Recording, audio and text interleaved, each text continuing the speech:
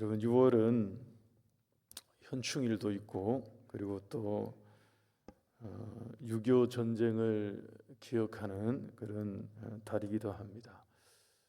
올해는 전쟁 이후에 6.25 전쟁 이후에 75주년이 되는 그런 해로 알고 있습니다. 75년의 세월이 지나서도 실은 여전히 우리나라 현실은 북한의 공산주의와 실은 머리를 맞대고 대치하고 있습니다. 그래서 6월이 되면 나라에 대한 생각이 우리 모두가 마찬가지겠습니다만 나라에 대한 생각이 많아지고 또 깊어지는 그런 달이죠. 특히 여러분 우리는 기독교 신앙을 가진 교회 공동체입니다. 교회가 국가에 대한 생각이 남다른 데는 여러분 이유가 있습니다. 달리 이유가 있는 게 아니고요. 성경의 말씀이 국가에 대해서 가르치는 교훈이 약하지가 않아요. 그래서 기독교 신앙을 가지게 되고 신자가 되고 성도가 되면 국가 간에 실은 변화가 일어나는 경우가 많습니다. 왜냐하면 성경 말씀을 우리가 깊이 들여다보고 또 읽고 국가에 대한 내용들을 발견하게 되면 그 말씀이 주는 교훈이 약하지 않다는 것을 우리가 배우게 되기 때문에 그렇습니다. 때때로 굉장히 강력한 것을 우리가 마주하게 될 때가 있습니다. 특히 그 중에서도 하나님은 이 통치자에 대해서 말씀을 우리가 생각하는 것보다 훨씬 더 많은 말씀을 해주셨습니다. 그래서 이 세울 때도 실은 되게 조심해야 되고 세워진 이후에도 더 조심해야 될 것을 하나님은 말씀을 통해서 당부하고 또 당부하고 실은 명령하고 또 명령했습니다. 하나님은 누구라도 세우실 수 있습니다. 그리고 하나님은 누구라도 내리시기도 하십니다. 그래서 여러분 교회는 국가의 지도자를 추앙하지 않습니다.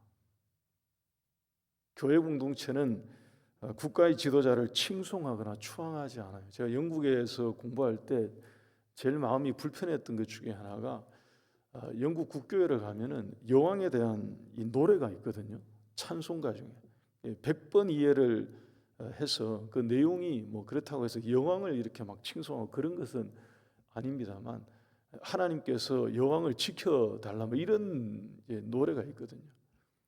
뭔가 이상한 거죠. 여러분 교회 공동체는 국가의 지도자에 대해서 기도해 주어야 할 대상으로 삼지 신뢰의 대상이나 추앙의 대상으로 삼지 않습니다. 하나님께서 성경을 통해서 가르쳐 주시고 교훈해 주시고 말씀해 주시는 바를 우리 모두는 바르게 실은 알고 있어야 하고요. 오늘 나누게 되는 이 내용은 우리가 결국에 따라가야 할 성경의 가르침에 해당되는 그런 내용입니다. 그리고 언젠가는 이 땅에 정말로 이러한 통치자들이 곳곳에 세워져서 하나님의 나라를 강건하게 만드는 것을 보게 해달라고 우리가 기도해야 할 기도의 제목으로 삼아야 되는 그러한 내용이 될 것입니다. 여러분 첫 번째는 뭐니 해도 통치자 중에서 성경에 나오는 여러 말씀들 중에서 제가 이제 몇 가지를 같이 좀 나누고자 합니다. 성경에 나오는 인물들 중에서 나라의 통치자 중에서 가장 모범적인 왕이었던 다윗이 솔로몬을 자기 다음의 왕으로 세울 때 하나님께 기도한 내용에 담긴 하나님께서 그 기도를 통해서 들려주시는 왕에 대한 당부의 말씀이 있습니다. 역대상 29장 19절 말씀을 보게 되면 우리가 다 잘 알고 있는 실은 내용들입니다만 두 가지를 말씀해 주셨는데요. 그 중에 첫 번째 것입니다. 두 번째 것은 성전 건축에 대한 것이고요. 이 첫 번째가 우리가 유념해야 할 내용입니다. 하나님의 계명과 권명과 율례를 지켜서 모든 일을 행하라 하는 것이었습니다. 여러분 바꿔 말하면 이게 무슨 내용이냐 하면 국가의 지도자가 하나님의 법을 넘어서지 않는 것입니다. 국가의 통치자가 하나님의 율례를 월권하지 않는 그러한 것입니다. 이게 가장 중심적인 가르침이었습니다. 여러분 사도 바울이 로마서 13장에서 당시 신앙인들에게 당시 시대를 살면서 신앙을 가지고 있던 사람들에게 굉장히 도전적인 권면을 던졌습니다. 로마서 13장 1절 말씀에 우리가 잘 알고 있죠. 이 말씀. 각 사람은 위에 있는 권세들에게 복종하라. 여러분 이 한마디에 당시에 있는 신앙인들은 마음이 무너졌을 것입니다. 여기를 복종의 대상으로 삼으란 말이냐 이런 마음이 들었을 것입니다. 권세는 하나님으로부터 나지 않음이 없나니 모든 권세는 다 하나님께서 정하신 바라고 하였습니다. 여러분 이 말씀의 내용이 뭐냐 하면 국가에 대한 국민의 의무를 충실히 하라 하는 말씀이거든요. 이게 우리 모두는 국민이기 때문에 국가에 대해서 우리가 져야 할, 우리가 감당해야 될 의무를 바르게 감당하라 하는 그러한 것입니다만 근원적으로는 이 로마서 13장 1절에 있는 말씀의 교훈은 무엇이냐 하면 맨 끝에 있는 이것입니다. 모든 권세는 다 하나님께서 정하신 것이라 라고 말씀해 주심으로써 하나님의 주권을 이 땅의 권세가 넘어가지 말라고 경고하신 말씀과 같습니다. 그래서 나라의 통치자에 대해서 우리가 교훈을 발견할 수 있는 것은 여러분 다른 게 아니고 이 첫 번째는 하나님의 법과 주권에 순복하는 통치자가 세워지기를 소망해야 하는 것입니다. 하나님의 주권에 순종할 줄 알고요, 하나님의 법에 순응할 줄 아는 통치자가 나라의 통치자로 세워질 때에 하나님께서 기뻐하시는 것입니다. 성경을 통해서 우리에게 가르쳐 주시는 통치자에 대한 하나님의 가르침입니다. 기억해야 할 것입니다. 두 번째는 신명기 17장 말씀에 보게 되면 우리가 이 말씀 역시 익히 잘 아는 또 하나의 말씀입니다. 모세를 통한 하나님의 명령입니다. 세 가지를 금지하신 것을 우리 모두가 알고 있습니다. 첫째는 군대의 말, 병마죠. 즉 말을 많이 소유하지 말 것, 하나님이 금지하셨습니다. 두 번째는 아내를 많이 두지 말라고 말씀하셨습니다. 세 번째는 자기 자신을 위해서 은금을 많이 비축하지 말라고 했습니다. 여러분 이 세 가지는 전부 무엇을 가리킨 것이냐 하면 첫 번째는 권력에 대한 욕심이죠. 두 번째는 정욕에 대한 욕망입니다. 그리고 세 번째는 이 재물에 대한 탐욕. 이 세 가지는 전부 다 무엇을 가리키냐 하면 자기 욕심과 욕망을 가리키는 것입니다. 다른 말로 바꿔 말하면 여러분 자기의 욕구에 또는 자기의 욕망에 심취된 사람을 통치자로 세우지 말라 하신 것입니다. 그러니까 자기의 욕심과 욕망을 이루고 싶어하는 그것에 도취된 그것에 심취된 사람을 하나님께서 통치하시는 나라의 지도자로 세우지 말라고 하나님께서 말씀하신 그런 것입니다. 여러분 2주 전 주일에 솔로몬이 왕이 되고 난 이후에 1000번제를 드리면서 하나님 앞에 기도했던 역대하 1장의 기도를 하나님이 굉장히 기뻐 받으셨습니다. 하나님이 굉장히 기쁘게 받으시고 솔로몬을 구하지 않은 것까지 축복하신 데에는 이유가 있었다라고 말씀을 드렸습니다. 그 역대하 1장 11절 말씀을 우리 다시 한번 보시면 하나님이 이것 때문에 이렇게 기뻐하십니다. 하나님이 솔로몬에게 이르시되 이런 마음이 너에게 있어서 부나 재물이나 영광이나 원수의 생명멸하기를 구하지 아니하며 또 장수도 구하지 아니하고 오직 내가 너에게 다스리게 한 내 백성을 재판하기 위하여 지혜와 지식을 구하였다고 했습니다. 여러분 여기에서 말하고 있는 부, 재물, 영광, 전쟁을 위한 군사력, 장수, 이거 전부 다 뭐냐 하면 권력자의 권력에 대한 욕심을 얘기하는 거예요. 통치자가 가지고 있는 자기 자신의 권력에 대한 욕구, 욕망을 지칭한 것입니다. 솔로몬이 나라를 얻게 되었을 때 그것을 추구한 것이 아니라 하나님의 백성을 바르게 이끌기 위해서 하나님 저에게 지혜와 지식을 주십시오라고 구한 이것이 하나님의 마음을 기쁘게 한 것입니다. 한마디로 말하면 하나님이 원하시는 나라의 통치자는 자기 욕망에 사로잡히지 않은 사람입니다. 그런 사람이 하나님께서 이 땅 가운데 세계 가운데 지도자로 통치자로 각 지역에 각 나라에 세워져야 한다는 것을 실은 교훈해 주시는 그런 말씀과 같습니다. 세 번째입니다. 성경이 가르치는 국가의 지도자에 대한 요구는 미가 선지자의 말씀에서 우리가 또 찾아볼 수 있습니다. 이건 역시 우리가 모르는 말씀은 아니고요. 종종 읽고 듣는 말씀입니다만 미가서 3장 1절에서 3절에 나오는 말씀 한번 보시겠습니다. 1절 말씀 제가 읽어드리겠습니다. 내가 또 이르노니 야곱의 우두머리들과 이스라엘 족속의 통치자들아 들으라. 이 전부 다 국가의 지도자를 얘기하는 거거든요. 정의를 아는 것이 너희의 본분이 아니냐. 너희가 선을 미워하고 악을 기뻐하여 내 백성의 가죽을 벗기고 그 뼈에서 살을 뜯어 그들의 살을 먹으며 그 가죽을 벗기며 그 뼈를 꺾어 다지기를 냄비와 속 가운데에 담을 고기처럼 하는도다. 하나님이 선지자 입을 통해 말씀하시는 나라의 통치자가 가져야 할 자격 조건은 무엇이냐 하면 본인 스스로 정의를 행하는 것입니다. 여러분 여기서 정의를 행한다 하는 것은 왕이 왕의 권세를 가지고 사람들 사이에 정의를 집행하는 걸 말하는 게 아니에요. 여러분 이 말씀에서 정의를 행한다는 것은 왕이 된 자가 자기에게 주어진 그 권력과 권세를 가지고 사람들 사이에 정의를 보여주는 이런 걸 얘기하는 게 아니라고요. 지금 이 말씀은 그게 아니고요. 하나님이 말씀하신 것은 무엇이냐 하면 2절과 3절에서 다시 한번 더 보시면 너희가 선을 미워하고 악을 행한다라고 되어 있죠. 다시 말하면 본인 스스로 정의를 지키지 않고 무너뜨렸다 이런 얘기입니다.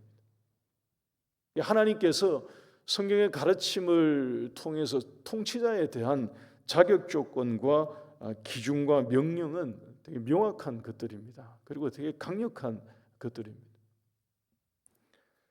하나님이 명령하시는 통치자의 조건은 정의를 스스로에게 적용하는 통치자를 세우라 하는 것입니다. 여러분 우리나라의 위정자들과 권력 집단이 정의를 스스로에게 적용하는 그런 사람들로 채워지기를 소망합니다.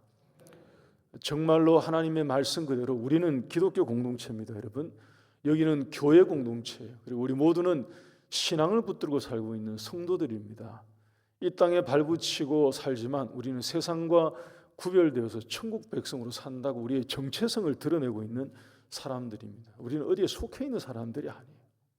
우리는 하나님의 말씀의 가르침을 붙들고 이것을 기준으로 세상에 적용하고요. 세상에 적용하라고 외치고 말하고 주장하고 가르쳐야 될 사람들입니다. 우리는 하나님의 이 말씀 그대로 이 말씀 붙들고 기도해야 하고요. 이것을 붙들고 살아야 하고요. 하나님께서 우리 가운데 가르쳐 주시는 나라의 지도자, 국가의 통치자를 어떤 자들이 세워져야 되는지를 우리에게 알려주신 것입니다. 정말로 하나님께서 기뻐하시는 지도자들은 본인들 스스로 정의를 스스로에게 적용하는 그런 사람들이 권력 집단에 속해야 됩니다. 그런 사람들로 교체돼야 돼요.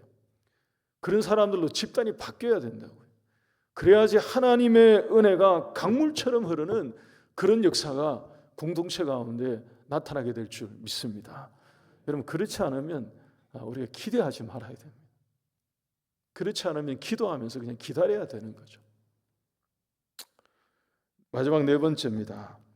마지막 네 번째는 신약에서 발견하는 통치자에 대한 말씀입니다. 바로 오늘 함께 읽은 이 본문 디모데전서 2장 1절에서 4절에 나오는 이 내용. 여러분 그 중에서 1절과 2절을 보시기 바랍니다. 그러므로 내가 첫째로 권하노니 모든 사람을 위하여 기도하되 임금들과 높은 지위에 있는 모든 사람을 위하여 하라. 이는 우리가 모든 경건과 단정함으로 고요하고 평안한 생활을 하려 함이라고 했습니다. 여러분, 이것은 말씀 그대로 쭉 보시면 우리 성도들에게 위정자들을 위해 기도하라고 명령한 말씀이거든요. 국가의 지도자를 위해서, 통치자를 위해서 기도하라고 우리에게 기도의 임무를 주신 것입니다. 기도하지 않고 내가 원하지 않는 사람이 되면 그를 위해서 기도하지 않습니다. 어떠한 방법을 쓰더라도 내리려고 하지 기도하지 않아요. 하나님께서 모든 권력은 하나님께서 정해서 세우신다고 말씀하시는데 내가 원하고 내가 지지하는 사람만 그 말씀을 적용시키려고 해요. 우리가 교회면서도요. 옳지 않은 거죠. 하나님께서 세우십니다. 그들을 위해서 기도해야 하는데 기도하라고 말씀하시는 이유가 뭐냐 하면 이 내용 안에 나라를 다스리는 위정자들에게 하나님이 기대하시는 바가 무엇인지 실은 드러내 주고 계십니다. 여기에 2절 3절을 다시 한번 보십시오. 2절 3절을 말씀 보시면 임금과 높은 지위에 있는 사람들을 위해서 기도해야 하는데 그 기도의 응답이 무엇을 위한 것이냐 하면 이는 우리가 모든 경건과 단정함으로 고요하고 평안한 생활을 하려 함이라 라고 말씀하시죠. 여러분, 이 말씀 바꿔 말하면 뭐냐 하면 성도들의 기도로 말미암아 위정자들이 어떤 통치를 보여야 하느냐 하면 하나님을 믿는 사람들로 하여금 경건과 신앙이 막히지 않도록, 한 번 더 바꿔 말씀드리면 믿음 생활을 평온한 가운데 영위할 수 있도록 그런 통치를 하라 하는 것입니다. 하나님의 뜻이 그렇게 담겨져 있는 거죠. 우리에게 기도하라고 명령하시는 이 말씀 안에 하나님이 나라의 통치자가 어떠해야 하는지를 실은 기대하고 계신 것을 드러내셨다고요. 근데 그것이 무엇이냐 보면 믿음을 가지고 있고 또 신앙을 가지고 있는 사람들이 고요하고 평안한 가운데에 그 신앙생활을 잘 영위할 수 있도록 만들어주는 그런 통치를 하라. 이런 하나님의 마음이 담겨져 있는 것입니다. 정리하면 이런 것입니다. 신앙의 자유를 보장하고 제한하지 않는 통치자여야 한다 하는 것입니다. 4절 말씀 보십시오. 하나님은 모든 사람이 구원을 받으며 진리를 아는 데 이르기를 원하시느니라. 그러니까 국가의 통치자가, 나라의 지도자가 이러한 하나님의 역사를 방해하거나 싫어하거나 제재하거나 제한하거나 막아선다면 하나님이 용인하는 통치자가 될 수 없음을 보여주신 것입니다. 여러분, 우리는 성경이 국가 권력에 대해서 가르치는 이런 성경의 말씀들을 바르게 해석하고 바르게 이해해야 합니다. 우리에게 이건 굉장히 중요한 것입니다. 그래서 알고 기도해야 되고요. 알고 사람들을 세워야 하고요. 알고 하나님 앞에 우리가 정말로 나라를 사랑하는 마음으로 애국해야 되고요. 국가를 위해서 기도해야 하는 것입니다. 그래서 우리 하나님 기뻐하시는 그런 대한민국을 하나님께서 만들어 주시기를, 세워 주시기를 우리 교회는 계속해서 하나님 앞에 기도하고 또 간절한 마음 가지고 놓치지 마시고 붙들고 하나님을 바라보고 소망해야 할 것입니다. 여러분, 이 네 가지 같이 한번 정리하고 기억하고 기도했으면 좋겠습니다. 네 가지는 이것입니다. 하나님의 법과 주권에 순복하는 지도자입니다. 그리고 자기 욕망에 심취되지 않은 지도자가 세워져야 합니다. 그리고 정의를 자기 자신에게 적용할 줄 아는 사람들이 지도자 그룹에 들어와 있어야 돼요. 그래야지 나라가 정말로 은혜로운 나라가 됩니다.